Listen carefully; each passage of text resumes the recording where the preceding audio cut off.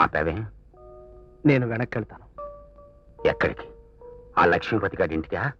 వెళ్ళి నేను సత్యం గారి అబ్బాయినని నిజం చెప్పేసి వాడి కాళ్ళ మీద పడతావా? ఆ మాట చెప్పేవాడిని అయితే ఎప్పుడూ చెప్పేసి ఉండేవాడిని. మరి ఇంత జరిగాక ఇప్పుడు ఎందుకు వెళ్ళటం? డిసెంబర్ 31కి ఇంకో 4 రోజులే టైం ఉంది. ఉంటే ఒక్క 4 రోజులు నన్ను వదిలేనా?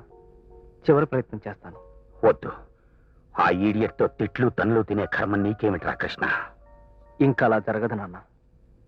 ఓడిపోవడం అంటే ఏమిటో తెలియని కస్తూరి సత్యనారాయణ కొడుకున్నానా నేను. నన్ను కూడా గెలవడానికి ప్రయత్నించని. డిసెంబర్ 31వ తారీఖుకి నువ్వు ఇక్కడికి రానన్నా. ఈలోగా ఈ పెళ్లి జరగకపోతే జీవితంలో ఇంకెప్పుడు నీ మాటకి ఎదురు చెప్పను.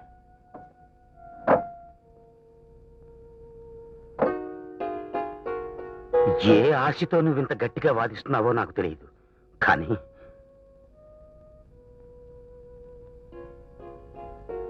నాకొక్క మాటే కృష్ణ. ఏమిటది? ఎట్టి పరిస్థితుల్లోనూ ఏ అఘాయిత్యమో తలపెట్టనని మాటి. నాన్న, ప్రేమరా కృష్ణ. ఆ ప్రేమ అనే పురుగు మనిషి మెదడిని తొలిచేసి ఏ పనైనా చేయిస్తుంది. ఆ పిల్లతో నీ పెళ్లి కాలేదన్న ఆలోచన నిన్ను స్థిమితంగా ఉండనివ్వదు, తీరుబడిగా కూర్చొనివ్వదు. ఆ బాధతో నువ్వేదన్నా అఘాయిత్యం తలపెడితే అది జరిగిన మరుక్షణం కస్తూరి సత్యనారాయణ శవం మాత్రం మిగులుతుంది. Mind it.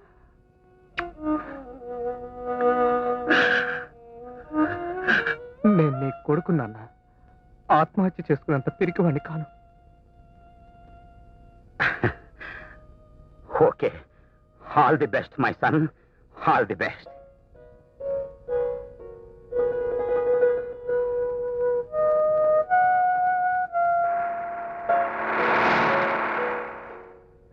గోవిందం, నువ్వు మీరు తిరిగి వస్తారని నాకు తెలుసు బాబు. అందుకే మీకోసం ఎదురు చూస్తూ ఇక్కడ నిలబడ్డాను. థ్యాంక్స్ గోవిందం.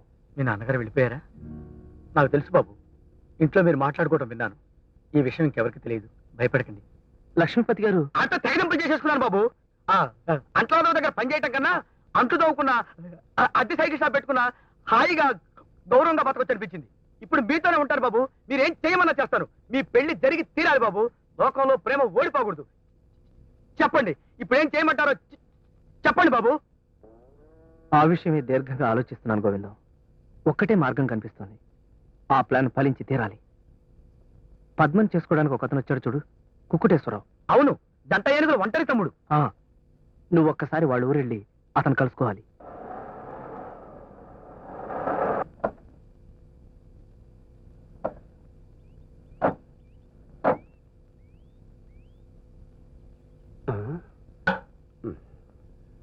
రండి బాబు, రండి రండి. చాలా కాలానికి వచ్చారు. ఏమిటో మీకు టిఫిన్లు కాఫీలు అవి ఏర్పాటు చేయడానికి వీలు లేకుండా మా ఆవిడ జబ్బు చేసి మంచాన పడుంది. లోపలికెళ్ళు. నిన్ననే పచ్చడి జాడీలు అవి శుభ్రంగా కడిగించి ఎండలో పెట్టించాను. పర్వాలేదండి, దారిలో హోటల్లో టిఫిన్ చేసి వచ్చాం. అలాగా? పోలేండి పాపం. ఆ హోటల్ వాడెవడో మీ పేరు చెప్పుకుని చిన్న మేడ కట్టుకుంటాడు. చూడండి లక్ష్మీపతి గారు, మీ అబ్బాయికి పాఠాలు చెప్పే మాస్టారు తనే మాకు సలహా చెప్పి మమ్మల్ని సినిమాకి పంపించి మీతో మా గురించి చెడుగా చెప్పాడని మాకు తెలిసింది. అవును బాబు, వాడు నాకు చాలా ద్రోహం తలపెట్టాడు. విశ్వాసఘాతకుడు. మా తమ్ముడు పెళ్ళంటూ చేసుకుంటే మీ అమ్మాయిని చేసుకుంటానని పట్టుబట్టాయండి. అలాగా? సంతోషం. ఈ మధ్యనేదో గొడవ జరిగి మీరు ఆ మాస్టర్ని గెంటేశారని తెలిసింది. అవును బాబు. పోన్లేండి, మీ అమ్మాయిని నాకు ఇచ్చి పెళ్లి చేసే పక్షంలో మన పాత పద్ధతిలో కన్యాశుల్కం కింద ఓ ₹1,00,000 మేమే మీకు ఎదురిస్తామంటున్నారు మా అన్నలు. మాకు ₹1,00,000 కన్యాశుల్కం ఇస్తారా? అవునండి, ముహూర్తం కాగానే ₹1,00,000 క్యాష్ మీ చేతిలో పెడతాం. బాగుంది బాబు, చాలా బాగుంది. నిన్ననే శాస్త్రి గారితో మాట్లాడాను. ఇవాళ సాయంత్రం 5 గంటలకి దివ్యమైన ముహూర్తం ఉందిట. ఈ లోపల నేను పెళ్లి ఏర్పాట్లు అవి చేయిస్తాను. మీరు వెళ్ళి టీవీలో ఇస్తాను, తీసుకోండి. వెళ్ళండి బాబు. ఇదేమిటండి, అన్ని బస్సులు వచ్చాయి? ఏదో బస్సులో ఊరేగింపు అనుకుంటారు బాబు. మీరు బయలుదేరండి. డబ్బు సంగతి చూసుకోండి. 5 గంటలకి ముహూర్తం. బయలుదేరండి. రండి.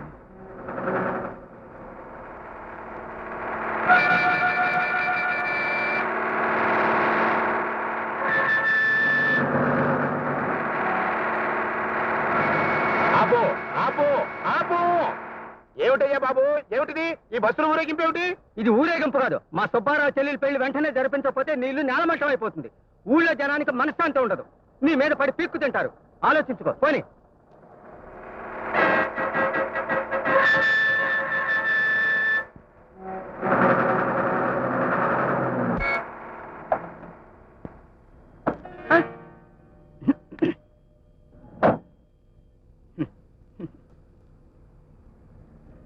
ఏమండోయ్? ఓ ఇక్కడున్నారా? నమస్కారం అండి. నమస్కారం. ఇక్కడ ఎవరో లక్ష్మీపతి అని పరమ పీనాశివేధ ఉన్నట్ట. వాడి ఇల్లు ఎక్కడో మీకు తెలుసా? ఇదే ఇల్లు. నేనే లక్ష్మీపతి. ఎవరు మీరు? ఆహా, మీకు తెలీదా? వాడు పరమ దరిద్రపు కుటి వేధమని ఊళ్ళో ఎవరిని అడిగినా చెప్తారని చెప్పారే మాకు. ఎవడోయ్? ఇహ తిట్టకండి. నేనే లక్ష్మీపతి. ఓహో, మీరేనా? ఆ మొహం చూడగానే నాకు అనుమానం వచ్చింది సుమండి. పోన్లేండి, ఇక అసలు విషయానికి వస్తాను. కాస్త కాఫీ తెప్పించండి. లేవు. పోన్లేండి, వాడు మావాడు హైదరాబాద్ లో చదువుకుంటున్నాడు. అక్కడ మీ పిల్లని చూసి మనసు పారేసుకున్నట్ట మీ అమ్మాయిని తప్పిస్తే వేరే ఎవరిని చేసుకుని భీష్మించు కూర్చున్నాడు. అలాగా? కానీ మా అమ్మాయికి ఇందాకే ఓ సంబంధం ఖాయం చేశామండి. వాళ్ళు వరకట్నం తీసుకోకుండా కన్యాశుల్కం కింద నాకే 1,00,000 ఎదురిస్తామన్నారు. లక్షవత్తుల్లోమా? ఇప్పుడు ఆ విషయం ఎందుకండి? అది కాదు నాన్న, ఎవరో 1,00,000 ఎదురు డబ్బిచ్చే వాళ్ళ అమ్మాయిని పెళ్లి చేసుకుంటామన్నారట. ఆయ్ అంటే నాకు పోటీయా? అయితే నేను 2 లక్షలు ఇస్తాను. మా సంబంధమే ఖాయం చేయండి. 2 లక్షలు ఇస్తారా? అలాగే. వాళ్ళకి నేనేదో నచ్చ చెప్పుకుంటానులేండి. మీ సంబంధమే ఖాయం చేస్తున్నాను. ఇవాళ సాయంత్రం 5 గంటలకి మహత్తరమైన ముహూర్తం ఉందిట. అంతవరకు మీరు మా పక్క ఊరు తూముగుంట టీవీలో విశ్రాంతి తీసుకోండి.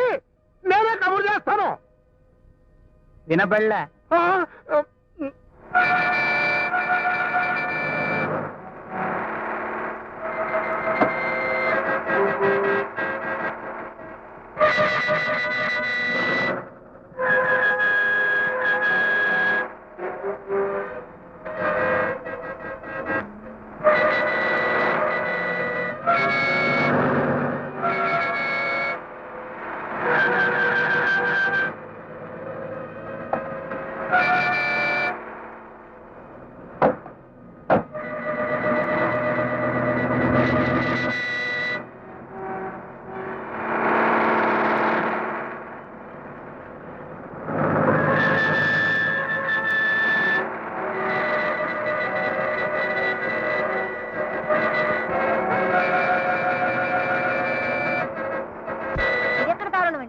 పెళ్ళంటే ఏం బొమ్మలాట?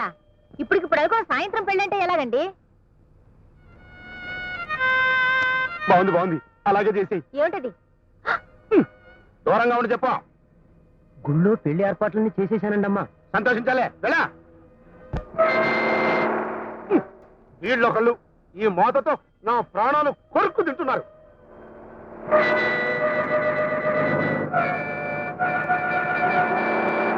ఆ బస్సులకి నాకు ఏమీ సంబంధం లేదు. అవి నావి కావు. మీ అబ్బాయికి సీత నుంచి పెళ్లి చేసేదాకా వాళ్ళు ఇలా ఊళ్ళోనే తిరుగుతూ ఉంటున్నారు. రేపు కూడా వాళ్ళు ఇలాగే తిరిగారంటే ఆ మోతకు మాకు పిచ్చెక్కుతుంది. మీ అబ్బాయి పెళ్లి విషయం ఏదో ఆలోచించి త్వరగా చెప్పండి వాళ్ళకి. అలాగే బాబు, వాడి సంగతి నేను చూసుకుంటాను. మీరు వెళ్ళరండి. బయలుదేరండి. బయలుదేరండి. ఏంటి పెళ్లి కొడుకుని చేస్తున్నారా? బాగుంది.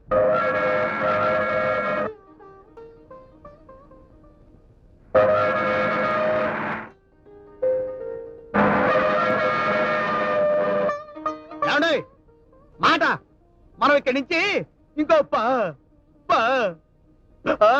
అలాగే కానీ ఏం కలుద్దా నా బొంద.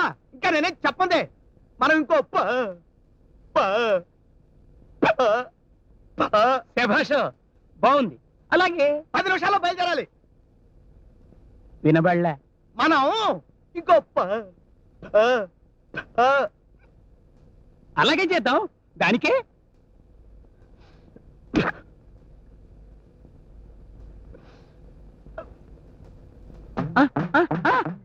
ఏమండి, అమ్మాయి ససేవరా ఈ పెళ్లి చేసుకోనంటానండి. పెళ్లి చేసుకోకపోతే నా శవాన్ని కళ్ళ చూడాల్సి వస్తుందని చెప్పు. ఎట్టి పరిస్థితుల్లోనూ సాయంత్రం ఈ పెళ్లి జరిగి తీరాలి. నా మాటకి తిరుగులేదు.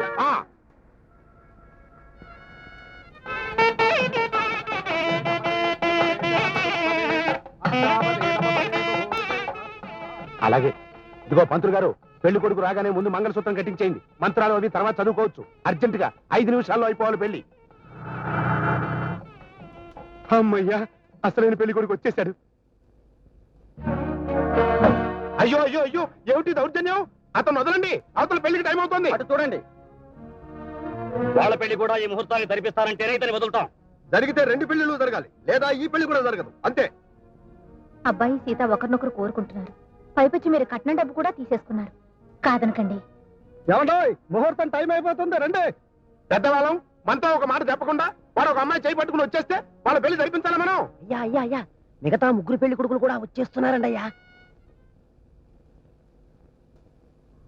సరే వాళ్ళని రమ్మనండి, 2 పెళ్లిళ్ళు కలిపే చేస్తాను. చేస్తానా? రండి. త్వరగా త్వరగా ముందు తాళి కట్టించేయండి, మిగిలిన మంత్రాలు తర్వాత చదువుకోవచ్చు.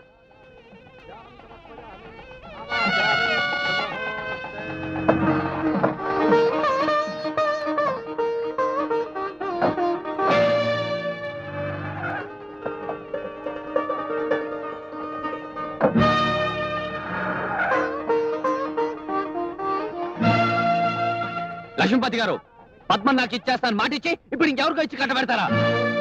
నన్ను పెళ్లికి రెడీగా ఉండమని చెప్పి ఇప్పుడు మరొకటికి పెళ్లి చేయాలని చూస్తారా? మీ అమ్మాయి నమ్మకంగా నాదేనని చెప్పి ఇప్పుడు ఇలా మోసం చేస్తారా? అమ్మా పద్మ, కానీ నాన్న దీనికి ఇంత ఆలోచన ఎందుకు? నీకు కావాల్సింది డబ్బే కదా. ఈ నలుగురిని నా మెళ్ళలో మంగళసూత్రాలు కట్టమను, నీకు 11 లక్షల రూపాయల డబ్బు వస్తుంది. ఆ పని చేయబోవా? పిల్ల ఏమైపోతే మనకెందుకు, మనకు బోల్ డబ్బు వస్తుంది. ద్రౌపది 5 భర్తలను కట్టుకున్నట్టు నేను ఈ నలుగురిని చేసుకుంటానన్నా. నీకు కావాల్సింది రూపాయలు పైసలే తప్ప నీ కూతురు సుఖం సంతోషం కాదు కదా. ఒక్కసారి బయటికి వెళ్ళి చూసిరానన్నా, ఇంకా పెద్ద బేరం దొరుకుతుందేమో. ఏ కుష్టివాడో రోగిష్టివాడో 10 లక్షలు ఇస్తానంటాడేమో. రమ్మను, వచ్చి నా మెళ్ళలో తాళి కట్టమను. పద్మ, ఒకసారి బయటకు వెళ్ళి చూసి రమ్మంటావా బావా? 10 లక్షలు ఇచ్చేవాడు ఎవడో దొరుకుతాడేమో. రే పిచ్చిరా, మతిలేని వాడైనా మా తమ్ముడు మంచి మాటే అన్నాడండి. ఒక్కసారి అలా బయటికి వెళ్ళి చూసిరండి, నిజంగా పెద్ద బేరమే దొరుకుతుందేమో. కన్న కూతుర్ని ఇంత కష్టపెట్టి కట్టుకున్న దాన్ని ఇలా రొష్టు పెట్టి మీరేం బాగుకుంటారండి? అమ్మాయికి ఇష్టం లేని పెళ్లి చేసి దాని గొంతు కోసి ఆ లక్షల డబ్బు ఏం చేసుకుంటారు? పైకి మోసపోతారా? ఒక పని చేయండి, దయచేసి మా గురించి ఒక్క 10 రూపాయలు ఖర్చు పెట్టి ఇంత విషయం తెచ్చి మా ఇద్దరు గొంతులో పోయండి. మేము చచ్చాక మీ ఇష్టం వచ్చినట్టు చేసుకోండి. మీకు ఆ 10 రూపాయల నష్టం కూడా రాదండి. శవాళ్ళు కొనుక్కునే వాళ్ళు ఉంటారు, ఏ 25కో 50కో అమ్ముకోండి, అది లాభమే మీకు. వాళ్ళు ఏమిటి గుసగుసలాడుకుంటున్నారు? గుసగుసలా? పెళ్లి గురించి పక్క ఊరికి వినిపించేంత గట్టిగా పోట్లాడుకుంటున్నారు. వినబడలే? అది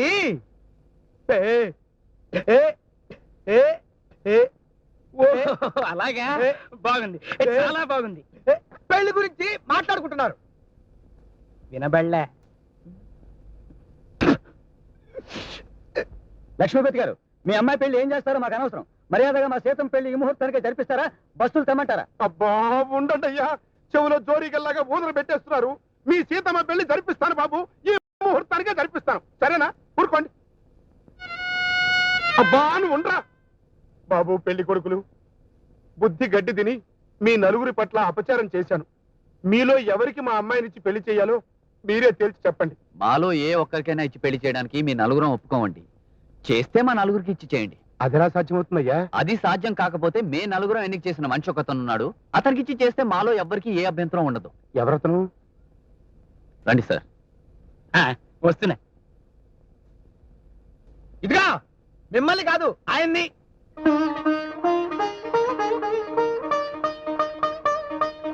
ఇతనా? ఎస్. ఇతనికి ఇచ్చి చేయడం ఇష్టం లేకపోతే మీ నలుగురం పేట్ల మీకు కూర్చుంటాం. చెప్పండి త్వరగా. లక్ష్మీపతి గారు, ముహూర్తం టైం అయిపోతుంది. మా సీతమ్మ పెళ్లి మాట ఏమిటి? చెప్పండి. మా స్థానం కూర్చోమంటారా, మా నలుగురిని కూర్చోమంటారా? మా సీతమ్మ పెళ్లి ఇంకా ఆలస్యం చేస్తే బస్సులు తెస్తాం, తెమ్మంటారా? మీ నలుగురం కూర్చోవా? బస్సులు తెమ్మంటారా? మేము కూర్చోవా? బస్సులు తెమ్మంటారా? మేము కూర్చోవా? బస్సులు తెమ్మంటారా? మేము కూర్చోవా? నా చావు నేను వస్తుంటే మధ్యలో నువ్వు ఒకటివి. ఇప్పటికే 2 చెవులు కొడుకు తెచ్చావు, కళ్ళజోడు నిలిచావట్లేదు. పో అతనికి. చెప్పండి. మీ నలుగురం పేట్ల మీకు కూర్చోవా? బస్సులు తెమ్మంటారా? మేము కూర్చోవా? బస్సులు తెమ్మంటారా? మేము కూర్చోవా? బస్సులు తెమ్మంటారా? అయ్యా బాబు, మీ అందరికీ చేతులెత్తి దండం పెడుతున్నాను. డబ్బు కాశపడి నా కూతురి పట్ల అన్యాయం చేశాను. అందుకిదిగో అనుభవిస్తున్నాను. నా భార్య, నా కూతురు నన్నంత మాటలు అన్న తర్వాత వద్దు, నాకు ఆ డబ్బు వద్దు, ఆ పాపిష్టి సొమ్ము వద్దు. ఇన్నాళ్ళు కడుపు కట్టుకుని కూడబెట్టిందంతా దాన ధర్మాలు చేసేస్తాను. నా కూతురు కొడుకు సుఖపట్టం కంటే నాకు ఇంకేమీ అక్కర్లేదు. మాస్టరు, ఇవి చేతులు కావు, నన్ను క్షమించండి. రండి మాస్టరు, రండి. మా పద్మను పెళ్లి చేసుకోండి మాస్టరు. వెంకటేశ్వరరావు, రవి, ప్రసాద్, మోహన్, మీరంతా చాలా బాగా యాక్ట్ చేశారు. Thank you very much. ఇప్పుడు వాళ్ళు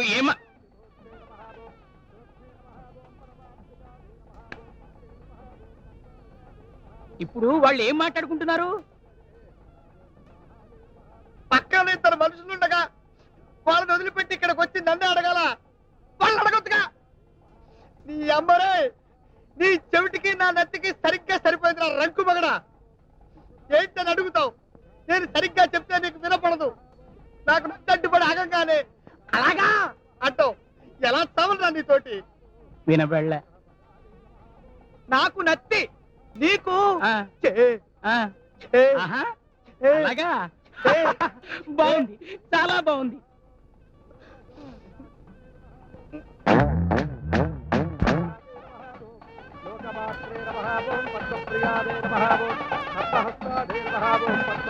అయ్యా సత్యం గారు నమస్కారం. సరిగ్గా ముహూర్తం టైంకి వచ్చారు. రండి రండి హా, రండి.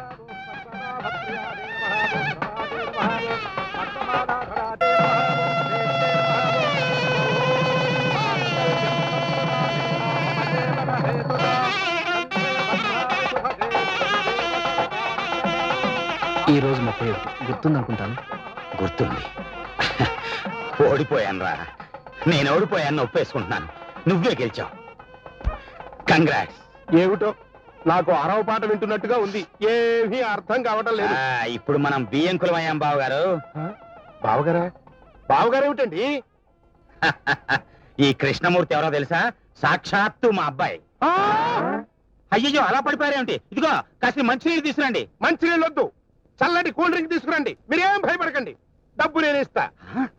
మీరు కూల్ డ్రింక్ కొనుక్కుని తాగుతారా? అవును బావగారు. ఆ తర్వాత కొన్నాళ్ళకి కలెక్టర్ వెంకట్రావు పిచ్చివాడై స్థిరపడిపోయాడు. లక్ష్మీపతి అన్నమాటకి నిలబడి ఉన్నదంతా దాన ధర్మాలు చేసి కన్నుమూశాడు. 4 ఏళ్ల తర్వాత ఓ రోజున హలో.